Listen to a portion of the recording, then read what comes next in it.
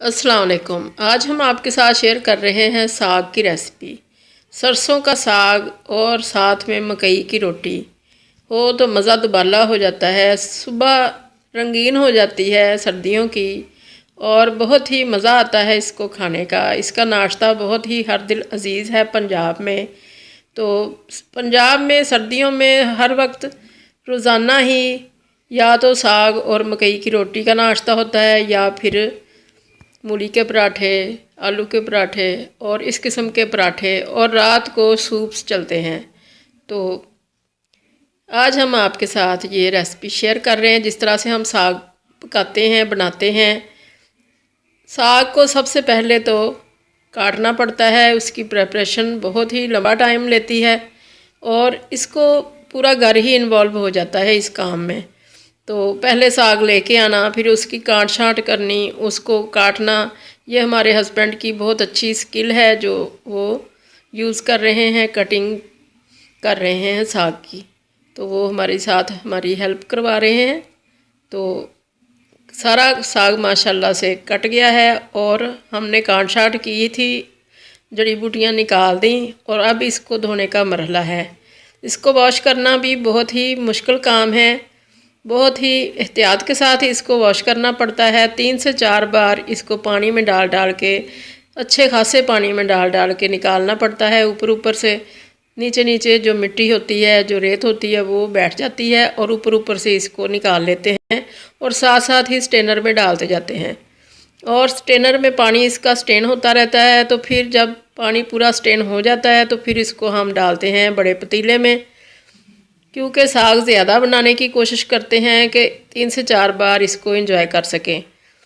और एक दफ़ा एफ़र्ट तो करनी ही है, तो फिर 3-4 दफ़ा इसको एंजॉय कर लें। फ्रीज़ कर देते हैं इसको बना के छोटे छोटे पोर्शंस में, जो कि हम एक दफ़ा इस्तेमाल कर सकें। और उसको निकालें और फिर उसमें तड़का लगाएं अच्छा सा और एक दिन उसको एंजॉय करें।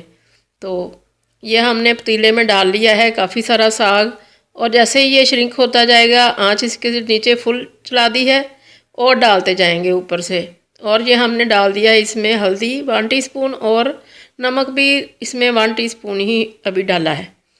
बाद में हम नमक और मिर्चें एडजस्ट करेंगे।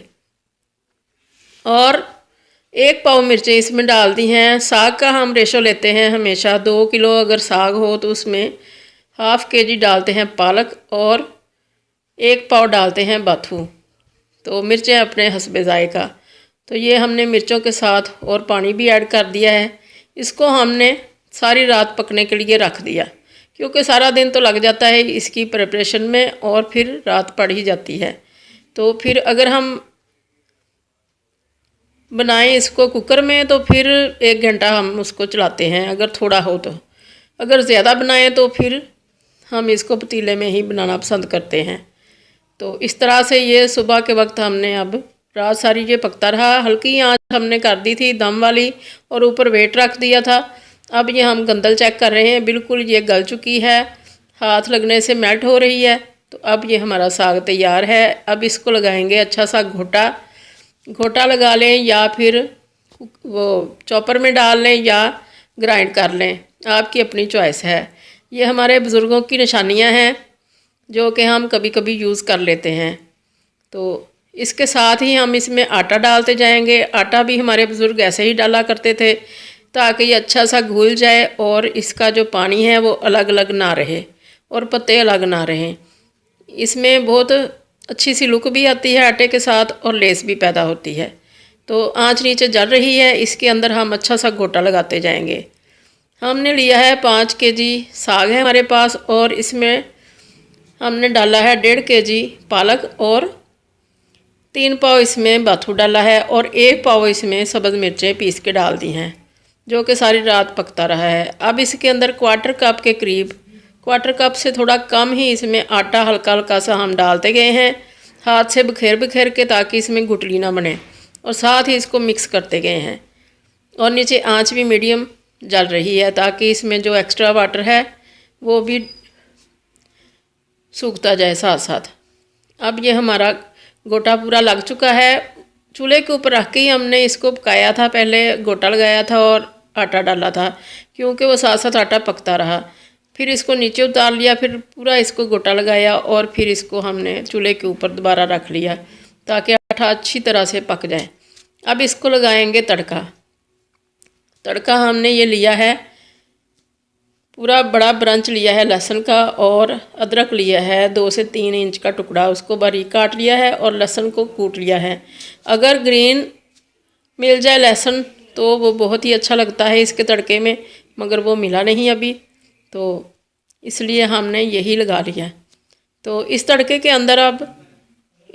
अंदर हम ऐड कर देते हैं साथ ही, अगर मिर्चें कम हो तो मिर्चें सब्ज़ इसमें और ऐड कर देते हैं, और अगर मिर्चें पूरी हों तो हम इसमें साथ ही नमक वगैरह चेक करके डाल देते हैं। तो सुरख मिर्चें हम इसमें बिल्कुल भी नहीं डालना पसंद करते साग के अंदर। और धनिया भी हम इसके अंदर इसी टाइम पे डाल लेते हैं, जो हमें आज याद भूल गया था, वो हमने एंड पे डाला था सब्ज़ धनिया। तो साग हमने जितना आज के दिन इस्तेमाल करना है उतना ही हमने इसमें डाल लिया तड़के के अंदर, और फ्रेश ही तड़का लगा के रोज़ाना दिल करता है जब भी खाएं तो फ्रेश ही तड़का लगा हो। और बाकी को हमने पोर्शंस में कर लिया है, जितने पोर्शन हमें चाहिए, जितने जितने हम एक दिन में खा सकते हैं, उनको ठंडा करने के बाद साग को फ्रीज़ कर दिया, और जब दिल करेगा निकाल लेंगे और एक ही पोर्शन को करेंगे डीफ्रोस्ट, और फिर इसको तड़का लगाएंगे ताज़ा ताज़ा, और फिर उसको मकई की रोटी के साथ या पराठे के साथ खाना हम पसंद करते हैं। तो इस तरह से ये हमारा साग तैयार हो चुका है। आप भी इस तरह से बनाएं, अल्लाह करे आपको बहुत पसंद आए। दुआओं में याद रखिएगा। अल्लाह हाफिज़।